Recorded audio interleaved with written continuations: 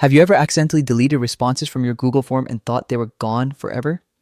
Don't worry. In this quick and easy guide, I'll show you exactly how to recover deleted responses in Google Forms, even in 2025. Let's get started. First, open your browser and go to Google Forms. Once you're there, scroll down and look for the form you want to restore responses from. Click on that form to open it.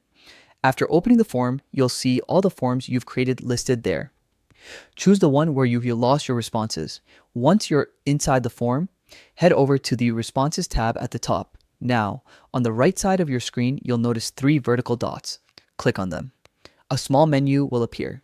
From this menu, select Destination for Responses. Since we want to recover the deleted responses, choose Create a new spreadsheet. Then click Create. Google Forms will now link your form to a brand new Google Sheets file. Once that's done, click on View in Sheets. Here's the magic part. Your previously deleted responses should now reappear in this newly created spreadsheet. All the data that was missing will be visible again, safely stored in Google Sheets.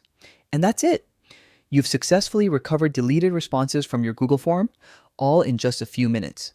If this tutorial helped you out, make sure to give it a thumbs up and share it with others who might need it. Thanks for watching, and I'll see you in the next guide.